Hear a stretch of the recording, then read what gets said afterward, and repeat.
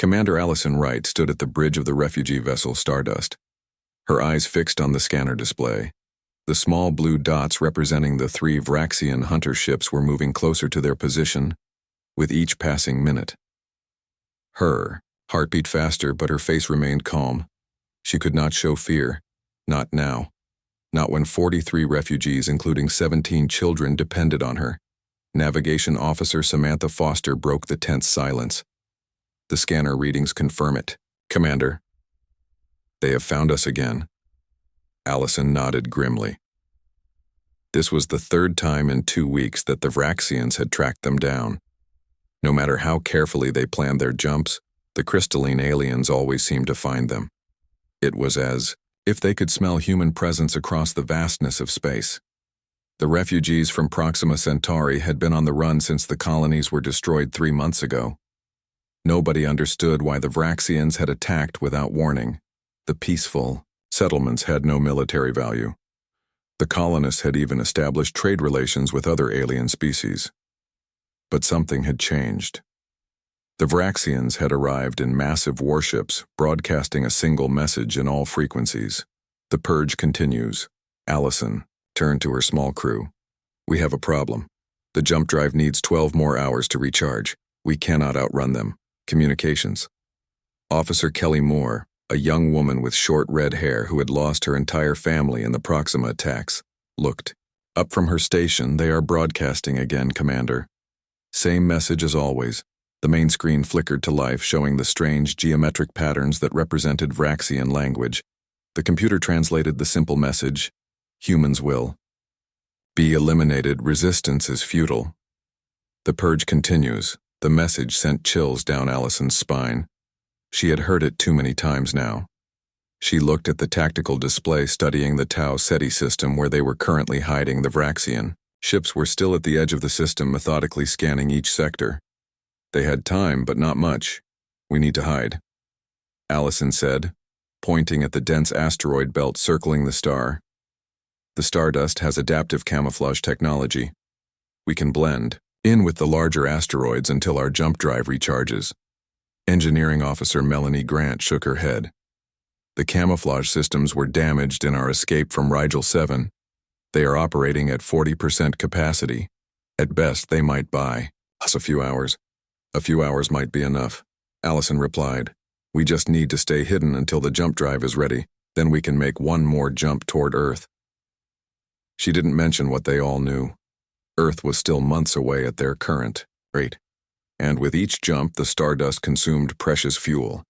They had enough for maybe 5 more jumps. The tension on the bridge was thick enough to cut with a knife. Most of the crew had been awake for days, surviving on stimulants and fear. Through the viewport, Allison could see the passenger section where the civilians tried to maintain some semblance of normal life. Children played in the artificial gravity field, unaware of the danger. Women and men from the colonies shared meager rations and whispered stories of home that no longer existed. Tactical Officer Lauren Butler spoke up, her voice steady. Despite the pressure, Commander, I recommend we power down all non-essential systems. It might reduce our energy signature. Make us harder to detect. Allison nodded. Good thinking, Lauren. Make it happen.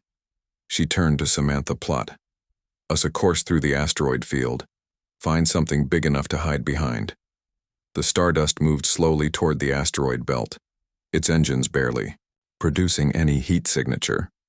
The massive rocks tumbled and spun in their ancient dance around the star. Some were small as cars, others large as mountains. Perfect hiding places if they could reach them in time. Inside the passenger bay, Lead Medical. Officer Paige Wilson moved among the refugees, checking on the children and elderly. A small girl, no more than 6 years old, tugged on her sleeve. Doctor, when can we go home? The question broke Paige's heart, but she forced a smile. We are looking for a new home, sweetie. A safe place where the bad aliens cannot find us. The girl nodded solemnly, but her eyes held the wisdom of someone who had seen too much for her age. Back on the bridge, the tension mounted as the Stardust maneuvered between massive space rocks. The ship shuddered as small debris hit the hull. Lauren reported from her station. The Vraxians are spreading out, Commander. They are moving into the system faster than anticipated. Allison gripped the edge of the command console. We just need a few more hours? Everyone stay alert.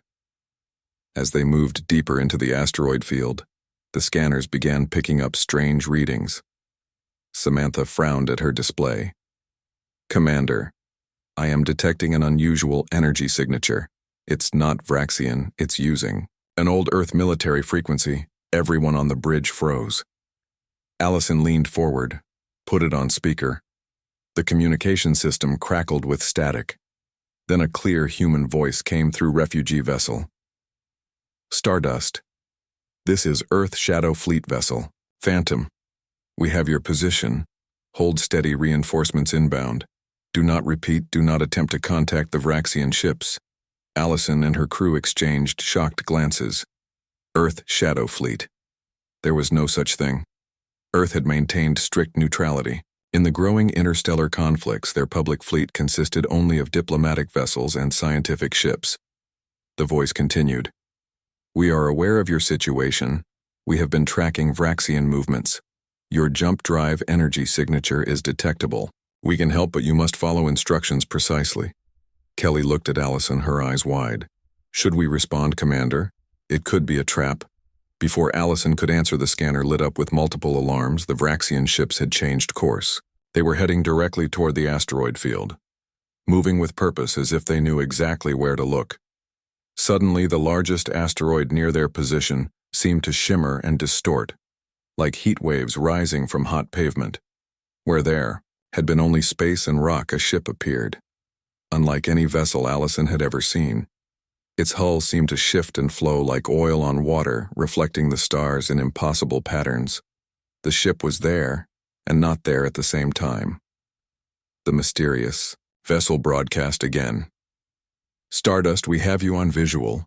Vraxian hunter ships will reach your position in 14 minutes. Prepare for emergency evacuation. We will create a diversion. Keep your communications silent. Samantha whispered in awe. What kind of technology can make a ship appear from nowhere? Allison had no answer, but for the first time in months she felt something she had almost forgotten. Hope. They were no longer alone in the darkness of space. Someone had come for them. Someone who might actually stand a chance against the relentless Vraxian hunters. The Stardust crew watched as the mysterious ship phased in and out of visibility, moving toward the approaching Vraxian vessels. In the passenger bay, the refugees gathered, at the viewports pointing at the strange ship that had appeared like a ghost among the asteroids. Allison took a deep breath. This is it, everyone. Prepare the refugees for possible emergency protocols. We might have a chance after all. Navy Intelligence Officer Diane Hayward stood before the Joint Chiefs in the underground facility known as Deep Mountain Complex, buried beneath the Rocky Mountains on Earth. Her uniform was crisp and perfect, but her eyes showed the exhaustion of someone who had not slept properly in days. The room was cold both in temperature and atmosphere. The steel walls were lined with screens showing star maps, fleet positions, and intelligence reports from across known space. Gentlemen, we have a situation, Diane said, activating the holographic display in the center of the room. The three-dimensional star map zoomed in on the Proxima Centauri system, or what remained of it, the colonies. There are gone. Total destruction. No survivors, except those who managed to evacuate before the final assault. Admiral Patricia Collins, an older woman with gray hair and a face hardened by decades of difficult decisions, leaned forward. How many made it out? Approximately 300 civilians, Diane replied. Most were on small transport vessels. Some managed to reach nearby systems with human outposts. But one ship, the Stardust, with 43 refugees, including 17 children, has been on the run for 3 months. They keep jumping from system to system, but the Vraxians follow them relentlessly. General Martha Stone frowned. We still don't understand why the Vraxians attacked in the first place. The colonies posed no threat. Diane nodded. The Vraxian motivation remains unclear. General, their only communication has been a repeated phrase which translates roughly to "the purge continues." Our xenolinguists believe this indicates some form of ideological cleansing, but we have insufficient data to form conclusions. The holographic display shifted, showing the crystalline exoskeletons of the Vraxians. They were tall beings with geometric features that seemed both organic and mechanical. Their society was known to be rigidly hierarchical, with a hive mind structure that made individual communication nearly impossible. We have tracked the Stardust to the Tau Ceti system, Diane continued. They are currently hiding in an asteroid belt, but 3 Vraxian hunter ships have entered the system. They will be found within hours. Fleet Admiral Carol Bishop spoke, for the first time her voice carrying the weight of command. What are you proposing, Intelligence Officer Hayward? Earth has maintained neutrality in this conflict. Our official position is humanitarian aid. Only. Diane took a deep breath. This is why. I requested code black clearance for this meeting. Admiral, she entered a command into the console and the room lights dimmed. A new holographic display appeared, showing ships unlike any in Earth's official fleet. Shadow Protocol was established 5 years ago for exactly this scenario. The assembled military leadership shifted uncomfortably.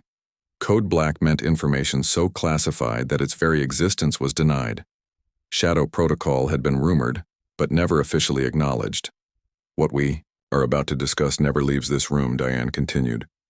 For the past 5 years, Earth has been secretly building a shadow fleet vessels with experimental technology designed by Dr. Catherine Martinez.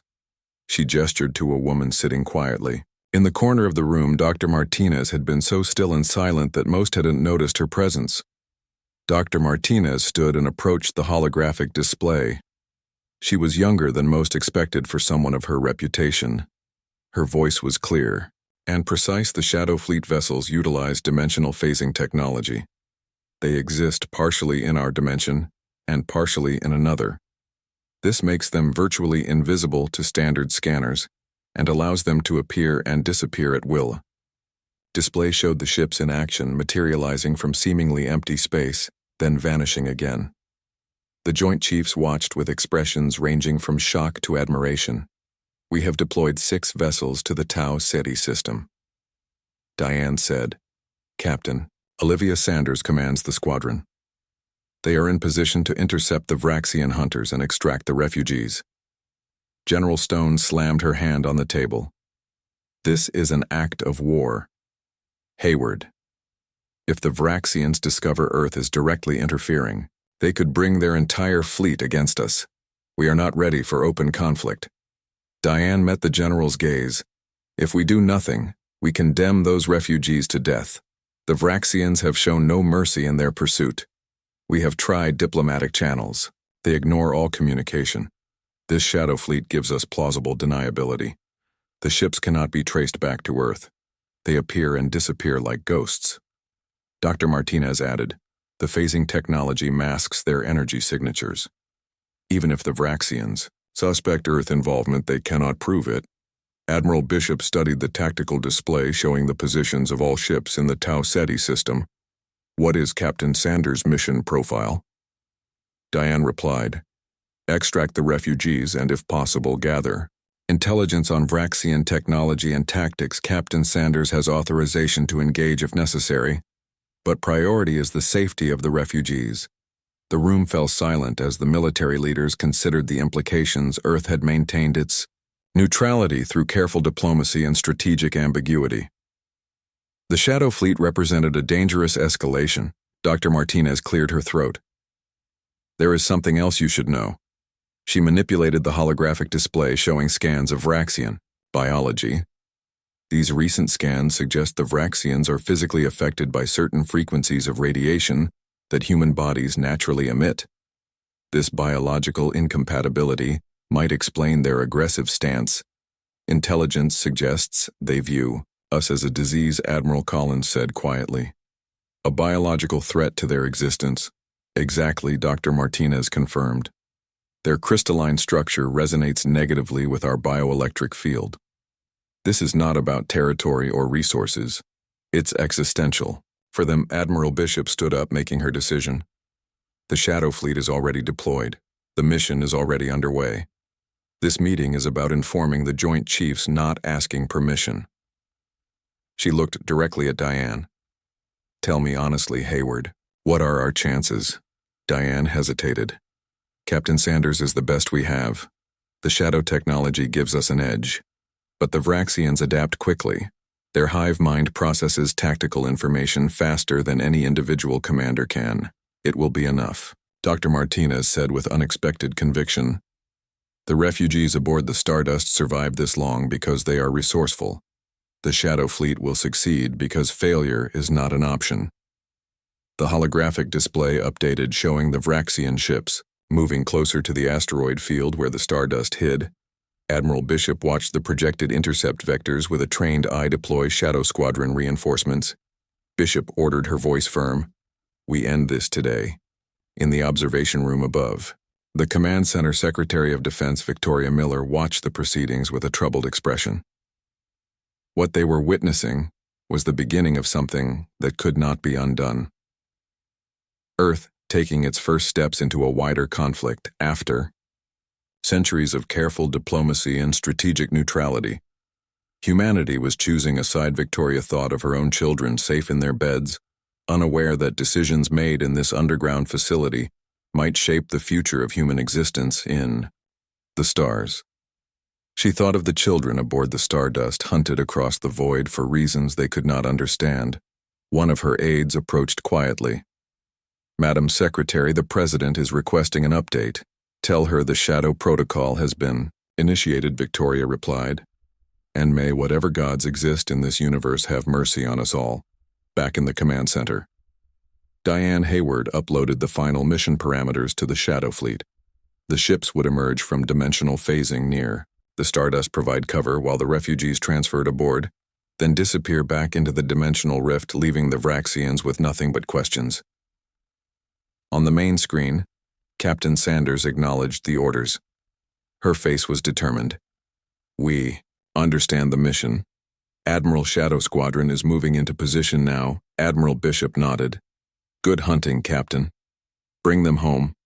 As the transmission ended, the room fell silent again. The Shadow Protocol had moved from theory to reality. The hidden fleet of Earth was about to engage an alien force for the first time. What happened next would change humanity's place in the galaxy forever.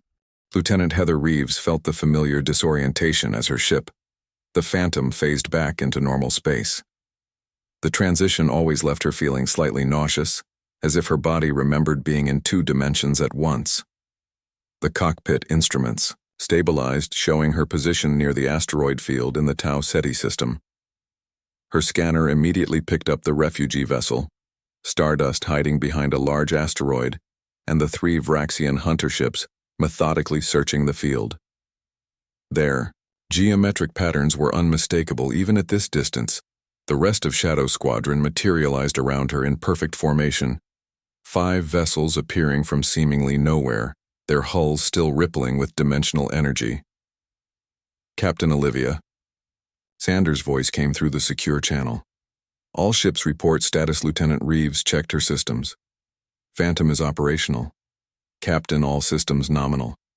Phase drive at 87% capacity." One by one, the other ships reported in. The Spectre, commanded by Lieutenant Paula Turner. The Wraith, under Lieutenant Grace Miller. The Umbra, a heavy cruiser commanded by Commander Nicole Winters. The Revenant, piloted by Lieutenant Amber Chen. And finally, the command ship Eclipse with Captain Sanders herself. "Shadow Squadron is fully operational." Sanders confirmed. Now comes the tricky part. She opened a channel to all ships. "Remember your training, people. The Vraxians can detect us when we are fully phased in. Stay in phase flux whenever possible. Keep communications to minimum. The refugees are priority. We get them aboard and we leave no trace." Heather studied the tactical display. The Vraxian ships were still unaware of their presence, but that would change soon. Phase flux was the state where the ships existed partially in normal space and partially in the other dimension. It made them appear ghostly and indistinct to both visual observation and scanner technology, but it also limited their weapon capabilities. To fight, they needed to be fully phased. Captain Sanders opened a channel to the Stardust. "This is Captain Olivia Sanders of Earth Shadow Fleet to refugee vessel Stardust. We are here to assist with evacuation. Prepare your people for emergency transfer. We will create a diversion to draw the Vraxian hunters away. On the Stardust, Commander Allison Wright could hardly believe what she was seeing.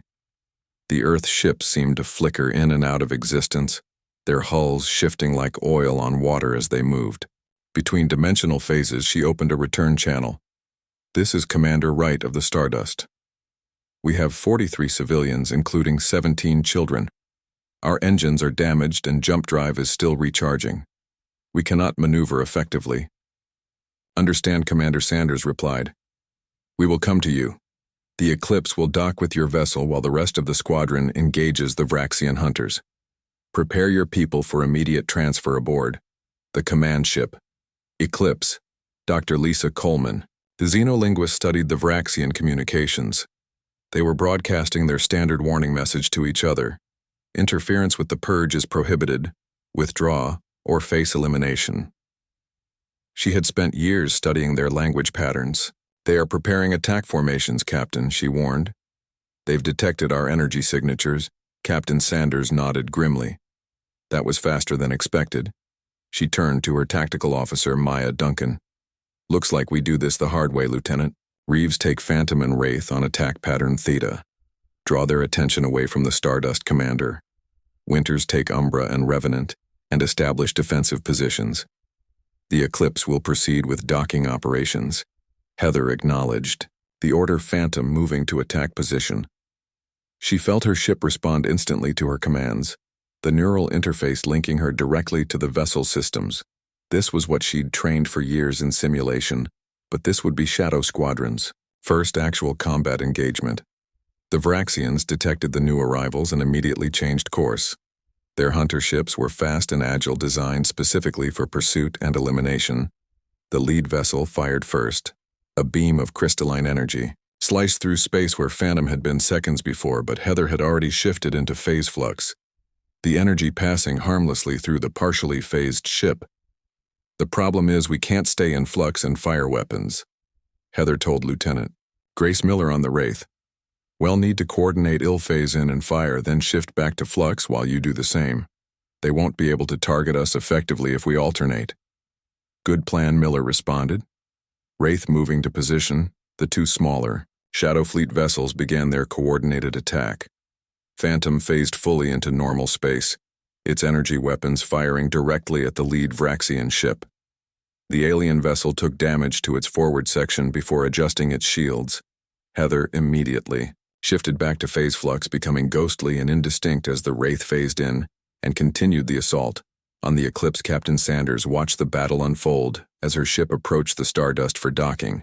Dr. Coleman studied the Vraxian response patterns. Captain, they are adapting to our phase technology, she warned. The hive mind is analyzing our attack patterns and adjusting their tactics. They learn incredibly fast. Sanders nodded.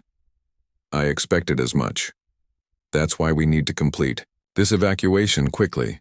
She opened a channel to Commander Allison on the Stardust. We are approaching docking position, Commander. Prepare your people for immediate transfer. In the passenger bay of the Stardust, Medical Officer Paige Wilson organized, the refugees moving with calm efficiency that belied the chaos around them. Children were paired with adults. Vital supplies were gathered. The refugees had done this before fleeing from one temporary sanctuary to another. But this time, they were not running to another hiding place. They were being rescued. Allison moved among them, explaining the situation. We are being evacuated to an Earth vessel. The Shadow Fleet has technology that can help us escape the Vraxians once and for all. But we need to move quickly and stay calm. A motherly woman, named Beverly Ross, who had taken responsibility for 3 orphan children, asked the question they all wondered. Is this really happening? Are we finally safe? Allison wanted to promise them safety, but she had seen too much. I believe this is our best chance, she said honestly. These ships have technology I've never seen before. They can disappear and reappear at will. If anyone can get us away from the hunters, it's them. The Stardust shuddered. As the Eclipse completed docking procedures, the airlocks aligned and sealed, creating a secure passage between the vessels. Outside, The battle intensified. The Vraxians had called for reinforcements. 2 more hunter ships entered the system. Their crystalline hulls gleaming in the light of Tau Ceti. Commander Nicole Winters on the heavy cruiser Umbra coordinated the defensive formation. They're adapting to our phase technology, she warned.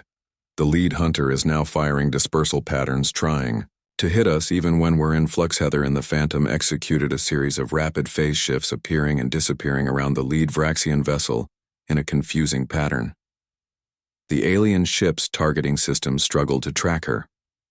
But with each engagement, the Vraxians learned more of their shots were coming dangerously close. Even grazing hits were causing damage to the Shadow Fleet's shields aboard. The Eclipse Captain Sanders monitored the evacuation progress. Dr. Coleman approached with new information. Captain, the Vraxian communications have changed. They've identified our ships as Earth technology. Their latest transmission translates as, "The source of infection found. The nest will be cleansed." Sanders felt a chill run through her. They know we're not just saving these refugees, we're exposing Earth. She opened a channel to Admiral Bishop back at Deep Mountain Complex. "Admiral, the Vraxians have identified our ships as Earth technology. They are referring to Earth as the nest. They may change their focus from these refugees to Earth itself." Bishop's response was calm. "Then we need to make sure they cannot track you back to the solar system. Complete the mission, Captain, and leave no evidence." On the Stardust, Allison supervised the final stages of evacuation. The children were transferred first, followed by the elderly and injured. The Eclipse crew helped them aboard, guiding them to prepared quarters. A young engineer named Valerie Thorne approached Allison. "Commander, we might be able to salvage the Stardust's jump drive. The technology could be valuable." Allison considered this. It would take time they might not have, but the jump drive contained technological innovations that had kept them alive this long. She nodded. "Get a team and do it quickly. We evacuate in 15 minutes with or without it." The battle outside intensified. The Vraxian reinforcements had arrived, bringing their total to 5 hunter ships against the 6 vessels of Shadow Squadron. But the Shadow Fleet ships were taking damage. Their phase drives were energy-intensive and could not operate indefinitely. Heather and the Phantom executed a dangerous close pass against the lead Vraxian ship. Her weapons scored direct hits on its propulsion systems. Were running out of time, Lieutenant Grace Miller warned her. The Wraith was venting atmosphere from a hit to its starboard section. "Our phase drives can't sustain this level of activity much longer." "I know," Heather responded. "Just a little longer. We need to buy time for the evacuation." Aboard the Eclipse, the final refugees boarded. Captain Sanders received confirmation from Allison. All civilians accounted for, Captain. The engineer team is extracting the jump drive components. Now Sanders checked the tactical display.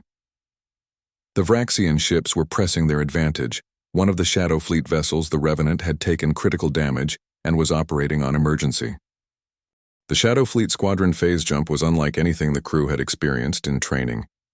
The 6 ships linked their dimensional frequencies, creating a synchronized field that would allow them to slip between dimensions together. The process required precise calculations and perfect timing. Even a microsecond delay could leave a ship behind or worse, trapped between dimensions. Captain Olivia Sanders' voice remained steady as she coordinated from the Eclipse. "All ships report phase drive." Status Commander Nicole Winters on the Umbra responded. "Phase drive at 34% capacity. Critical systems only." Lieutenant Grace Miller on the damaged Wraith sounded tense. "Wraith phase drive fluctuating between 27 and 30%. We have damage to the dimensional stabilizers." One by one, the other ships reported similar situations. Their engagement with the Vraxians had drained more power than anticipated. The squadron phase jump would push their technology to its limits. Aboard the Eclipse, the refugees from the Stardust huddled in the designated safe areas. Many had never experienced even conventional jump technology. The idea of moving between dimensions terrified them. Commander Allison Wright moved among her people, offering reassurance. "The Shadow Fleet knows what they're doing. This is advanced technology, but it's been tested." A young girl clutched her stuffed animal, looking up at Allison. "Will it hurt?" Allison knelt beside her. "You might feel a little," Strange for a few seconds, like when you spin around and get dizzy, but it won't hurt, I promise. The girl nodded but kept a tight grip on her toy. In the engine room, engineer Valerie Thorne worked with the Eclipse technical team integrating the salvaged jump drive components from the Stardust into the ship systems. The Stardust technology was different, using a unique approach to dimensional mathematics. If they could combine the two systems, it might provide the extra stability they needed for the squadron jump.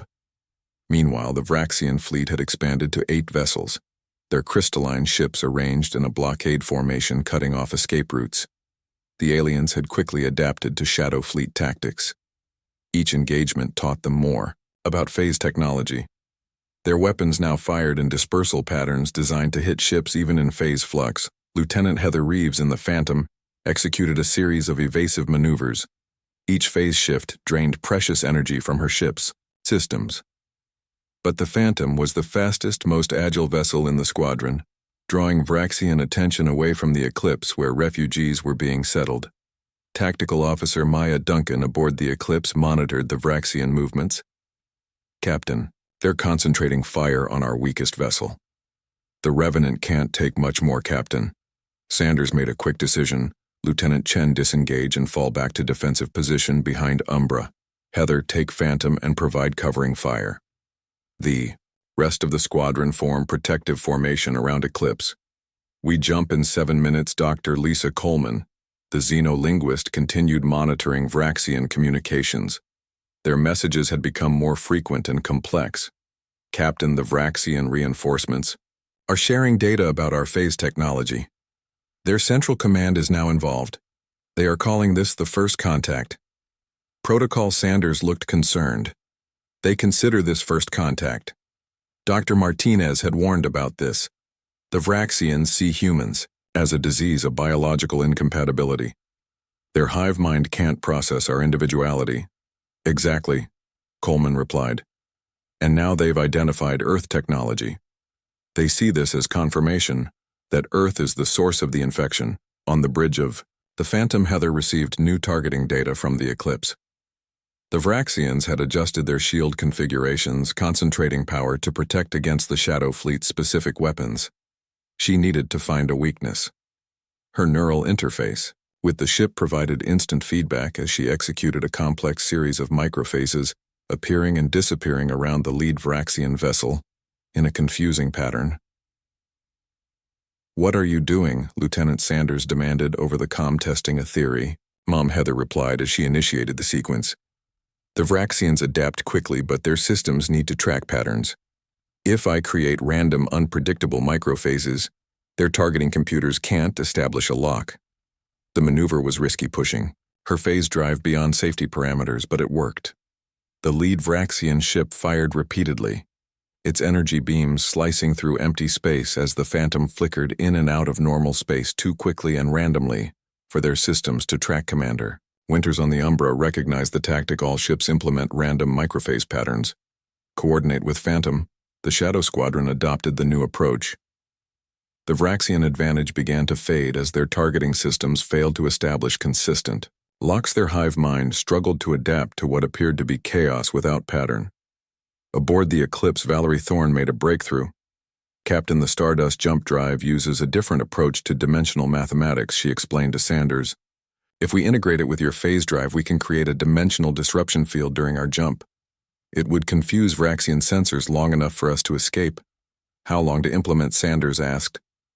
20 minutes, Valerie admitted. "We don't have 20 minutes, Sanders replied. "The Vraxians are adapting again and our phase drives are reaching critical levels. We jump in 5 minutes with or without the modification." Valerie looked at the Eclipse engineering team. "I can do it in 4 minutes." With enough help in the medical bay, Dr. Abigail Lee treated injured crew members from the damaged ships and refugees suffering from stress and shock. A young engineer with severe burns from the Wraith grabbed her arm. "Doctor, the Vraxians, they aren't what we thought." Dr. Lee tried to calm him. "You need to rest?" "No, you don't understand," he insisted. "I saw their tactical display when we breached their lead ship. They aren't just hunting the refugees. They've mapped dozens of human settlements across 7 sectors. This is bigger than we thought." On the bridge, Captain Sanders received the intelligence immediately. The implications were staggering. The Vraxian purge wasn't limited to Proxima Centauri. They were systematically identifying all human outposts. All human presence in space was targeted. Sanders contacted Admiral Bishop. The refugee rescue is secondary, Admiral. The Vraxians are mapping all human settlements. This is the beginning of a systematic extermination. Bishop's response was grim. Our worst. Fears confirmed. Captain, complete your mission and return to base. This information changes everything. 4 minutes to jump. Sanders announced shipwide. Valerie and her engineering team worked frantically to integrate the Stardust technology. Sweat beaded on their foreheads as they reconfigured systems never designed to work together. Outside, the battle intensified. The Vraxian ships had begun a new tactic, focusing all fire on a single Shadow Fleet vessel, then switching targets randomly. The Yao Revenant took critical hits, its phase drive failing. Lieutenant Amber Chen reported emergency power only. Captain, we cannot maintain position for squadron jump. Sanders faced an impossible choice. They couldn't leave the Revenant behind. But waiting meant the entire squadron might be lost. Evacuate essential personnel from Revenant, she ordered. Transfer to Eclipse immediately. The Revenant will create a diversion during jump. Lieutenant Chen acknowledged the order. The remaining crew of the damaged ship prepared for their final mission. They would phase in at full power, drawing Vraxian fire, allowing the rest of the squadron to escape. It was a sacrifice that might save them all. 2 minutes to jump. Sanders announced. The refugees watched the tactical displays with growing fear. Many had lost homes and family to the Vraxians. Now they witnessed the sacrifice of brave men and women to save them. In the engine room, Valerie shouted in triumph. It's working.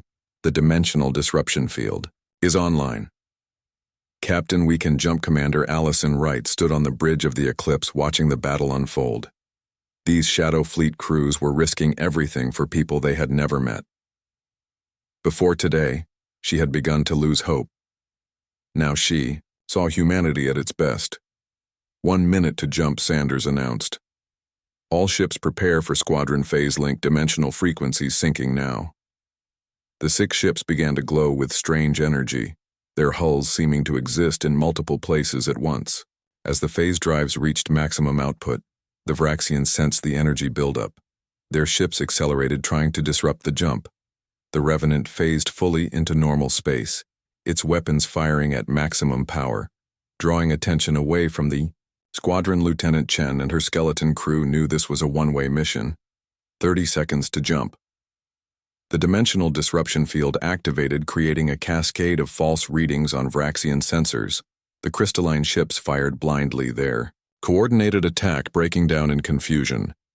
Captain Sanders gave the final order, squadron jump now. The 5 remaining Shadow Fleet vessels and their refugee passengers experienced the strange sensation of existing everywhere and nowhere simultaneously. The universe seemed to fold around them, stars stretching into lines of light as they slipped between dimensions. The Vraxian ships suddenly appeared distant, their weapons firing at empty space where the squadron had been moments before. The jump lasted seconds that felt like hours. The phase drive strained against physical limitations, alarms blaring throughout the ships. The refugees clung to whatever they could, their bodies feeling simultaneously heavy and weightless. Then reality snapped. Back, the Shadow Squadron materialized in empty space far from Tau Ceti. Emergency systems activated, stabilizing their position. Captain Sanders checked ship status, Eclipse, stable all systems. The secret base in the Kuiper Belt beyond Neptune appeared as nothing more than another icy planetoid to outside observers. Deep within the hollowed asteroid, Shadow Fleet headquarters buzzed with activity. The surviving ships of Shadow Squadron docked in concealed bays for repairs. Engineers swarmed over damaged hulls, replacing phase drive components and patching hull breaches. The Battle of Tau Ceti had proven both the strengths and limitations of Earth's secret technology. Admiral Carroll Bishop arrived from Earth via conventional transport to personally debrief the squadron and meet the refugees. Her shuttle docked in the main bay where Captain Olivia Sanders waited at attention. The Admiral was not known for ceremony, but this occasion warranted formality. Captain Sanders' salute was precise. Shadow Squadron reporting. Admiral, mission accomplished with 1 ship lost. Bishop returned the salute. At ease, Captain.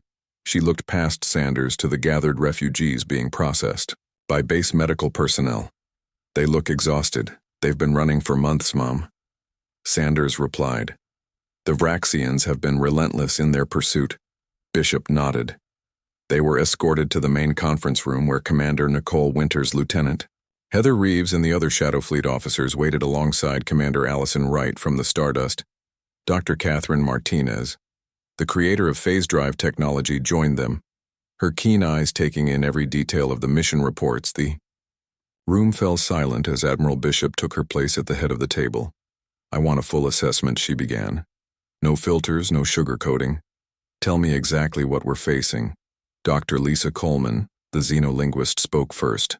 The Vraxians see us as a biological threat, Admiral. Their communications consistently refer to humans as an infection or disease to be purged. The crystalline fragments we recovered support this theory. Dr. Martinez agreed, her voice steady. The fragments react to human bioelectric fields. The Vraxian biology is fundamentally incompatible with human presence. Their crystalline structures experience something like pain when exposed to the frequencies our bodies naturally emit in their perspective. Bishop said we're not invaders or competitors. We're a disease exactly, Coleman confirmed. In their hive mind perception, we are a biological incompatibility, a threat to their very existence. They are not evil by any conventional definition. They are responding to what they perceive. As an existential threat, Heather Reeves spoke up. The intelligence we gathered from their damaged ship confirms they've mapped human settlements across 7 sectors. Admiral, this isn't just about the Proxima refugees. They're systematically targeting all human presence in space. The implications hung heavy in the room. Earth had maintained neutrality in interstellar affairs for decades. The official fleet consisted of diplomatic vessels and scientific exploratory ships. The Shadow Fleet had been created as a contingency, a secret insurance policy. Now that policy would be tested. Commander Allison Wright cleared her throat. My people have provided all the intelligence we gathered during our time evading the Vraxians. The refugees have first-hand accounts of their tactics and capabilities. Bishop turned to her. Tell me, Commander, in your professional assessment, what are we facing? Wright didn't hesitate. Extinction, Admiral. The Vraxians won't stop. They can't stop. Their biology won't let them. As long as humans exist in space, they will hunt us. Engineer Valerie Thorne, who had successfully integrated the Stardust jump drive with Eclipse's phase technology, raised a possibility. The dimensional phasing gives us an advantage. Admiral, they struggle to track us when we're in phase flux, but they adapt quickly with each encounter. They learn more about our technology. Martinez nodded. The phase drive was never meant for extended combat operations. It was designed for stealth and reconnaissance.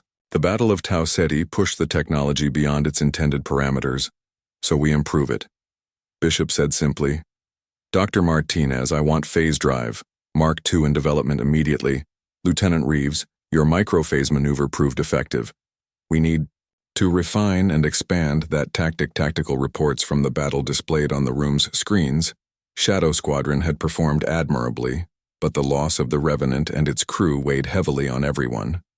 A moment of silence honored their sacrifice. Bishop studied the Vraxian fleet movements shown on the strategic display. They're searching for us. Their hunter ships have increased patrols near known jump points. We have time, Sanders said. The squadron phase jump left no traceable signature. They cannot track us back to the solar system. For now, Bishop agreed. But they know Earth technology was involved. They'll eventually find their way here. We need to prepare. The meeting continued for hours as they dissected every aspect of the battle. Every success and failure was analyzed. Tactical improvements were suggested. Engineering modifications were planned. The Shadow Fleet had been conceived as a last resort. Now it would become humanity's first line of defense. While the military assessment continued, the refugees began the process of integration. Medical staff checked each person for injuries or illness. Temporary quarters were assigned. Children were enrolled in the base's small school. Their lives had been in limbo for months. Now they could Begin to consider a future in the base observation deck. Heather found Commander Allison staring out at the distant sun, a tiny point of light from this far edge of the solar system. She joined her in silence for a moment before speaking. Your people are settling in. Well, Allison nodded. They're resilient, they've had to be. The children adapt fastest. The adults carry more scars, both visible and hidden. What will you do now? Heather asked. Now that your mission to protect them is complete. Allison turned. From the viewport, Admiral Bishop offered me a position. Shadow Fleet needs experienced commanders, I accepted. Heather smiled. Welcome aboard, Commander. The fleet needs people who understand what we're fighting for. Below them, in the main concourse refugee, children gazed in wonder at their first view of Earth displayed on a large holographic projection. The blue planet seemed peaceful and serene against the blackness of space, far from the conflicts that raged among the stars. Will they come for Earth? Now Allison asked the question that haunted them all. Probably, Heather replied honestly. But we'll be ready, and we're not fighting alone anymore. As if in answer to her words, communication stations throughout the base lit up with incoming signals. Intelligence officers reported with excitement. Admiral, multiple non-Vraxian ships are requesting contact. They witnessed the Battle of Tau Ceti. Other species targeted by Vraxian aggression, reaching out to Earth. The war room came alive with activity. Bishop ordered verify and authenticate these signals. We need to know who we're dealing with. The signals were genuine. Other species had suffered Vraxian purges. Some had hidden. Others had fought and lost. But none had technology like the phase drive. The Shadow Fleet's stand at Tau Ceti had given them something they had lost. Hope Fleet Commander Susan Taylor arrived from Earth bringing news that would change everything. The President has authorized full expansion of Shadow Fleet, she announced. To the assembled officers, the pretense of neutrality is over. Earth stands with its colonies and with any species threatened by Vraxian aggression. In the days that followed, Shadow Base became the center of a new alliance. Ships from other species arrived cautiously at first, then with growing confidence. They brought their own technologies, their own tactics. A combined intelligence network began mapping Vraxian movements throughout known space.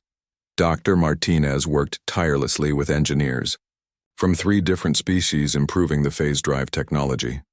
The Kalrani with their advanced sensor systems, the Tellarites with their expertise in energy management. Even the peaceful Dendrobians offered their biological sciences to better understand the Vraxian crystalline structure. The refugee children from the Stardust were the first to form bonds with the alien visitors, their natural curiosity overcoming initial fear. They played together in the base recreation areas, learning each other's languages and customs. One small girl taught a young Kalrani how to play hopscotch, while the alien child showed her how to sense electromagnetic fields with special organs in her hands.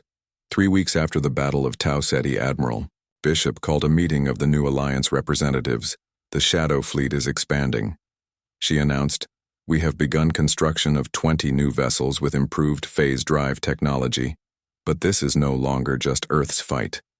The Vraxians threaten all non-crystalline species. Their biological imperatives make coexistence impossible. The alien representatives agreed. The Kalrani ambassador spoke for many.